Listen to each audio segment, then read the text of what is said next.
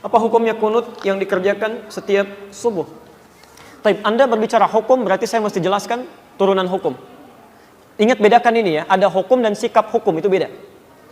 Hukum dan sikap hukum. Kalau sikap hukum itu pilihan seseorang untuk menentukan dan memilih hukum mana yang sesuai.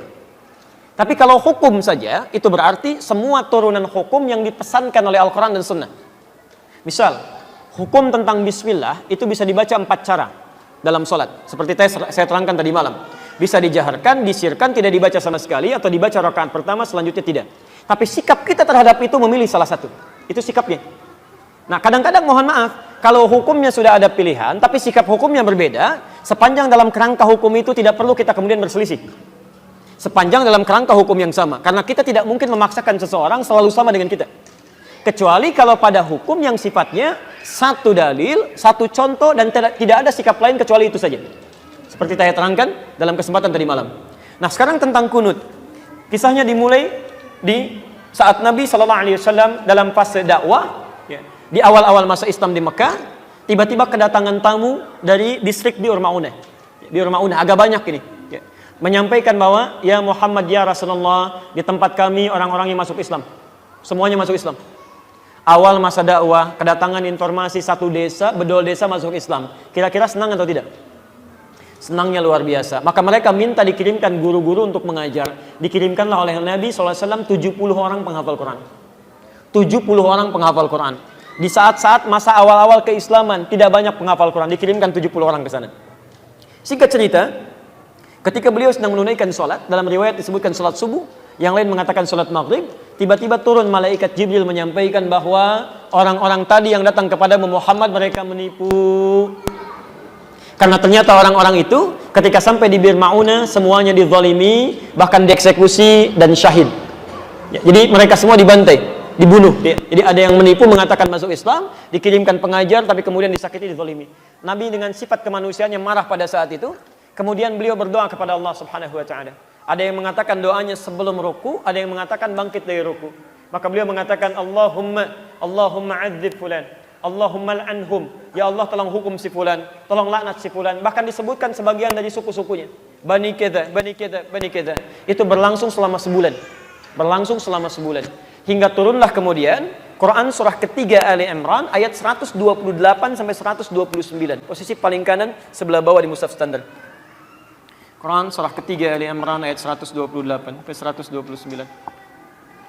Ayat 128 ini poinnya. Laisa laka minal amri syai'un aw yatuba 'alaihim aw yu'adzibahum fa innahum zalimun. Ketika Nabi berdoa dengan kalimat hukum ya Allah, laknat si fulan ya Allah, tiba-tiba ayat yang turun itu begitu mengejutkan. Muhammad, kamu tidak punya hak untuk menghukum seseorang atau melaknat seseorang karena dia pernah berbuat salah. Hak Allah untuk menentukan siapa yang dilaknat atau untuk menghukum seseorang.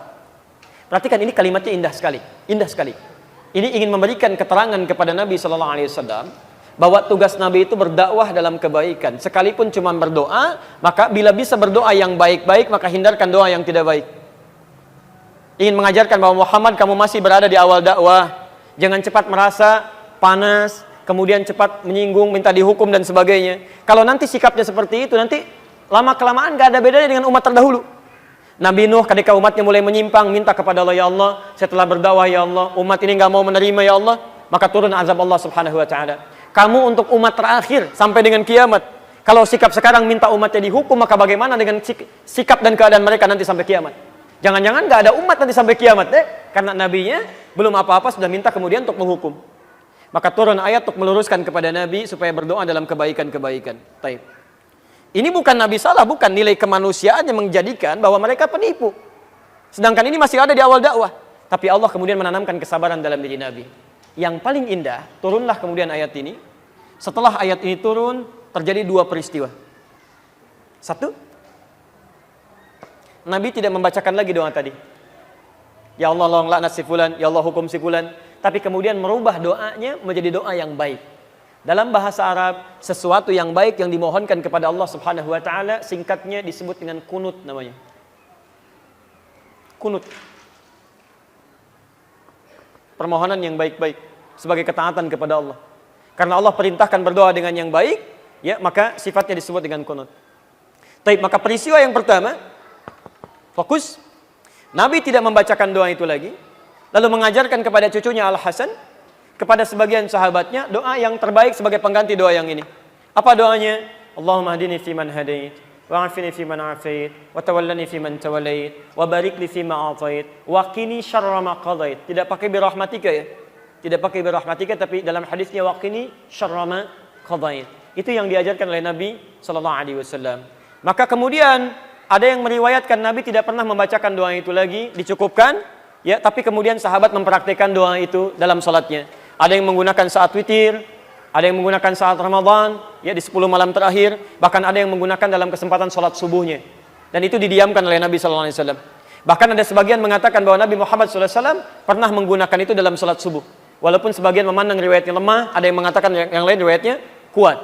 Dari sini, Bapak Ibu sekalian, karena Nabi Shallallahu Alaihi Wasallam tidak mempraktekkan doa yang tidak baik tadi, kemudian mengajarkan doa yang baik ini, dan beliau mendiamkan sahabat yang mempraktekkan, tidak melarangnya, ya, maka disinilah kemudian para ulama melihat itu, lalu menyikapi dan mengambil kesimpulan dengan 3 kesimpulan. 3 kesimpulan. Karena Nabi tidak mengatakan langsung. Kalau Nabi mengatakan sudah nggak usah berdoa, selesai masalah. Kalau Nabi mengatakan berdoa ya, ini bagus, selesai masalah. Tapi Nabi mendiamkan di sini, dan sikap diamnya Nabi dalam implikasi hukum itu bisa menerangkan beberapa pilihan-pilihan hukum. Maka Imam Abu Hanifah mengatakan, karena Nabi sebelumnya tidak baca doa, dan setelah itu pun beliau tidak baca doa lagi, setelah turun ayat tadi, maka beliau menyimpulkan tidak ada doa kunut itu. Makanya saat subuh tidak perlu membaca doa kunut, selesai. Imam Abu Hanifah. Imam Malik, Imam Syafi'i menyimpulkan Nabi SAW baca doa. Doa ini diganti oleh Allah untuk yang baik-baik. Dan kemudian diajarkan oleh Nabi pada sahabat, sahabat membacakan, Nabi tidak melarang. Ini artinya itu pun dibenarkan kalau dibacakan. Maka dari itulah Imam Syafi'i, Imam Malik mempraktekkan doa kunut ini. Imam Malik membacakan sebelum ruku. Jadi begitu membaca surah di rakaat yang terakhir dalam sholat subuh, itu Imam Malik mempraktekkan kunut, tapi kunutnya nggak jahar, sir. Makanya setelah baca surat agak lama, itu sedang baca kunut dalam subuh. Imam Syafi'i memilih riwayat yang setelah ruku. Ruku i'tidal, sami Allahu liman hamida, Rabbana walakal hamd, lalu membacakan ini dalam subuhnya. Plus Imam Syafi'i, Allahumma hdini fiman hadait, dan seterusnya. Imam Ahmad bin Hanbal mengambil jalan tengah. Ini Nabi sebelumnya nggak berdoa. Ada peristiwa besar terjadi yang membutuhkan doa, kemudian Nabi berdoa dengan itu. Setelah itu Nabi tidak berdoa lagi. Ini artinya doa ini bisa dihadirkan dalam peristiwa-peristiwa yang menuntut doa itu disertakan oleh kita. Karena ketidakmampuan kita berada di sana. Peristiwa dahsyat besar yang meminta kita atau menuntut kita menghadirkan doa, itu dalam bahasa Arab disebut dengan nazilah. Nazilah. Maka dikenal dengan istilah kunut nazilah. Doa kunut yang dibacakan ketika terjadi peristiwa genting yang membutuhkan doa. Yang ada di Palestina, yang ada di Aleppo kemarin, yang ada di Syria dan sebagainya. Maka dikenal dengan istilah kunut nazilah. Tiga-tiganya disepakati oleh para ulama, baik di zaman itu sampai di zaman kini, ini ijtihad para ulama yang dibenarkan dan sah dilakukan ketika memilih satu di antara ketiganya. Karena Nabi memang memberi peluang yang sama untuk bisa mengerjakannya atau tidak sama sekali. Jadi, di masa bahkan Imam Syafi'i, beliau pernah berkunjung ke tempatnya Imam Abu Hanifah setelah beliau meninggal. Masya Allah Pak, Imam Syafi'i kunut, Abu Hanifah dan muridnya tidak. Begitu sampai ke tempat Imam Abu Hanifah, murid Imam Syafi'i mengatakan, ketika Imam Syafi'i diminta jadi imam, Syekh tafaddal, taumu bin nas, tusalli bin nas, Anda jadi imam. Murid Imam Syafi'i mengira Imam Syafi'i akan kunut. Mereka mengatakan pendapat kita akan unggul di sini. Tapi ternyata ketika sholat subuh, Imam Syafi'i tidak kunut. Tidak kunut. Apa kata muridnya setelah sholat? Syekh, lima lam taknut, kenapa Anda tidak kunut? Kata beliau, saya menghormati pendapatnya Imam Abu Hanifah yang berlaku di tempat ini. Masya Allah. Imam Syafi'i kunut, tapi ketika berkunjung di tempat yang tidak kunut, beliau tidak mempraktikkan kunut. Imam Ahmad bin Hanbal juga, Masya Allah, beliau kunutnya nazilah, tapi ketika beliau berada di tempat Imam Syafi'i, beliau kunutnya kunut seperti biasa, bukan nazilah lagi. Jadi di sini indah sekali. Para ulama saleh, hafal Quran, menulis kitab hadis, dekat dengan Allah, saling menghormati satu sama lain. Walaupun beda pendapat, tapi masih bisa minum teh sama-sama, tersenyum sama-sama, dan ada dalam kebaikan. Antum bukan imam besar, jadi makmum juga jarang, hafal Quran juga tidak, hadis belum dituliskan, Masya Allah. Kenapa masalah ini jadi pada ribut? Yang kunut benar, yang tidak kunut benar, yang salah, yang tidak sholat subuh. Selesai. Saat jadi makmum terus kemudian kita memilih tidak kunut, kemudian imamnya kunut sikap aku tidak apa? Baik, ini pertanyaan selanjutnya sama di sini ya dengan kertas. Baik. Nah, sekarang selesai sederhana. Jika imamnya kunut, antum ikut kunut. Mengaminkan, selesai. Ya, persoalan mengangkat tangan atau tidak itu persoalan lain. Tidak harus mengaminkan mengangkat tangan. Saya tadi subuh imamnya kunut. Saya mengaminkan tapi tidak harus mengangkat tangan. Kalau imam dia berdoa boleh mengangkat tangan. Ya, jadi begitu mengatakan Allahumma hadina fiman hadait, saya katakan amin. Karena makmum itu tugasnya mengikuti imam. Dan kalaupun imamnya nggak kunut, antum biasa kunut, antum nggak usah kunut. Apalagi imam salam, antum sujud sahwi itu nggak usah. Awas jangan terlampau soleh di sini. Awas karena tugas makmum itu mengikuti imam. Imam ruku, antum ruku. Imam sujud, antum sujud. Imam kunut, antum kunut. Imam nggak kunut, antum nggak usah kunut. Selesai ya? Gampang sebetulnya. Allahu Akbar. Yang salah, yang tidak, kita sepakat di situ. Baik. Saya dulu di Tripoli dapat kunjungan dari ketua PBNU dulu. Datang, ya, mengatakan, alhamdulillah katanya Ustaz. Di Indonesia sekarang NU dan Muhammadiyah sudah kompak. Subuhnya nggak pakai kunut gitu ya. Masya Allah saya bilang, bisa begitu? Iya, karena nggak pada ke masjid semuanya masing-masing. Ya Nabi itu kan poso Senin Kemis ya arang-arang kan, tapi poso Senin Kemis sunat ila yaumil. Ya. Sampean tak ceritani, ben sampean ngerti ilmu usul fikih. Kulo nak sering sinau usul fikih. Hadis kunut, ya kunut kados madzhab Syafi'i ini lho. Kowe aja darani nak kunut iku NU, nak ora kunut Muhammadiyah goblok kowe. Iku Jokono NU ana napa Muhammadiyah. Kowe sekali-kali nganggo ukuran wong alim, sing kunut itu Imam Syafi'i, Abu Hanifah, Ahmad bin Hanbal, Imam Malik mboten kunut. Nak kowe darani kunut dimulai Muhammadiyah berarti Imam Malik, Abu Hanifah, Ahmad bin Hanbal, Muhammadiyah, Imam Syafi'i, NU. Oleh goblok ora barbar. Mulane kula nang ngerti Gus jenengan kunut ta mboten, aku iku ulama. Dadi aku ora roh NU, ora roh napa Muhammadiyah. Rohku Imam Syafi'i darani kunut sunat. Nah Abu Hanifah, Imam Malik, Ahmad bin Hanbal darani mboten napa sunat.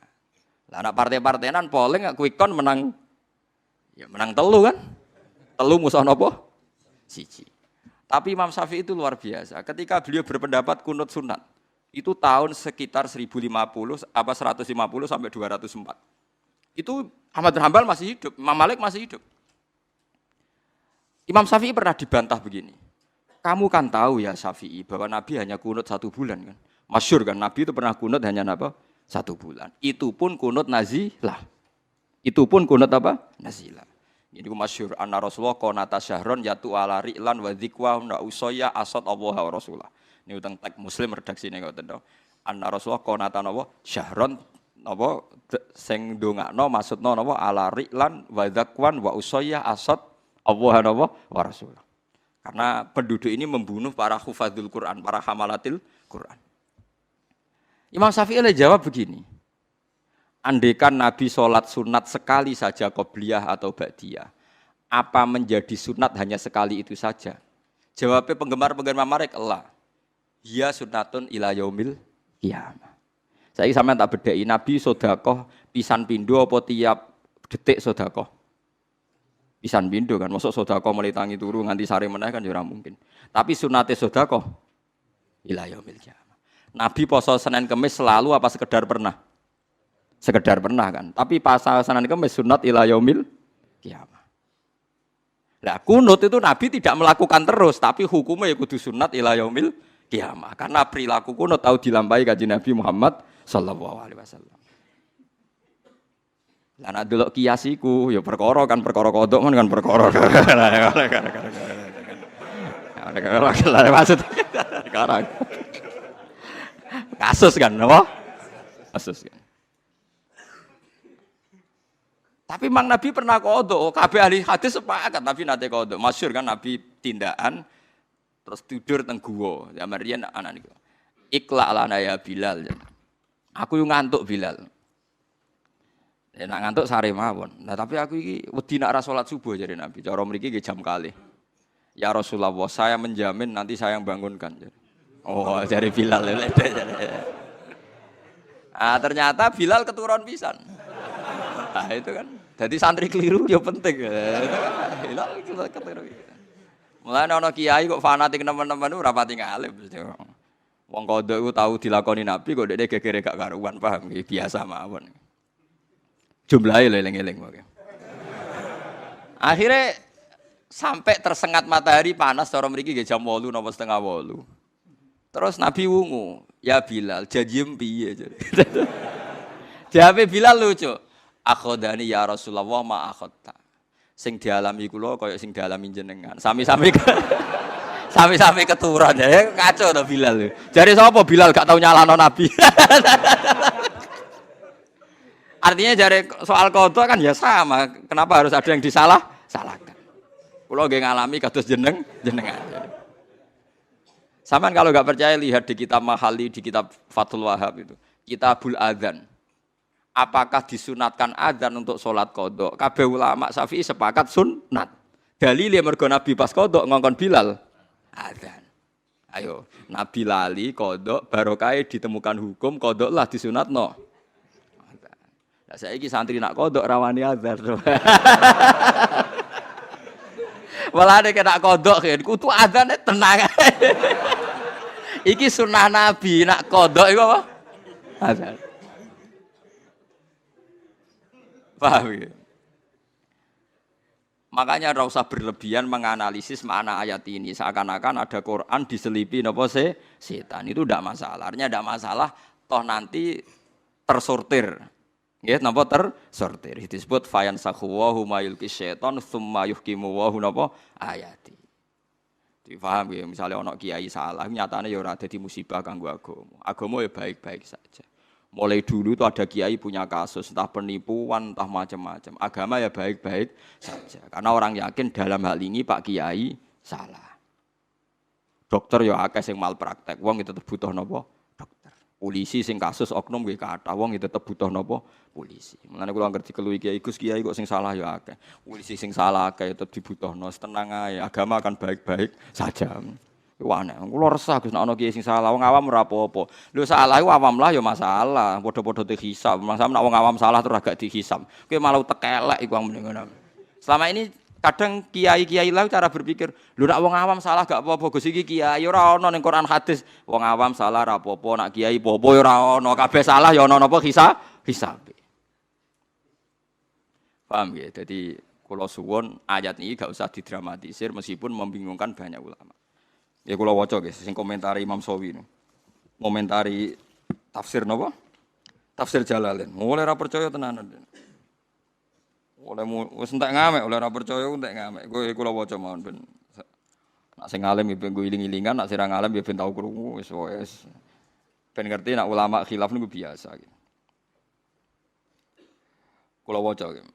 Bismillahirrahmanirrahim wa madzakarahul mufassir ngeten-ngeten terus dikomentari. Qala Ar-Razi jare amma ahlu tahqiq faqat qalu hadhi riwayat batilatun maudhu'ah. Lah ya cerita sing diomongno Imam Suyuti wae sing didhawuhne Imam Suyuti batilatun apa? Maudhu'ah. Batilah iku ora bener, maudhu'ah iku palsu. Oke, tapi aja melok-melok ngira ulama. Tapi nak kula setuju mbek Imam Suyuti. Saya sependapat model qadiyat itu normal. Nggih napa? Normal. Atau akhirnya tersortir, nggih tersortir. Niku normal. Misalnya kados utang, itu kan yo normal. Rasulullah piyambak nggih nate utang, bahkan ketika beliau kabundut, iku jek nanggung utang mbek wong Yahudi sing digadeni napa? Baju rompi perang. Mulane umate terus do diutang BPKB barang wis biasa yo. Dhisik Nabi diutang ku jamekno napa? Diran. Baju rompi. Neng wong Yahudi, sanggepe neng non muslim. Lah saiki do keterusan kan do neng Cina jaminane. Lah wis ben kok. Dadi sepanjang ngoten niku nabine wong akeh. Nabine napa? Wong akeh. Kula ngerti angklet iki, Gus. Kunut ora kunut sunat ndi? Ya Nabi kunut ya tahu.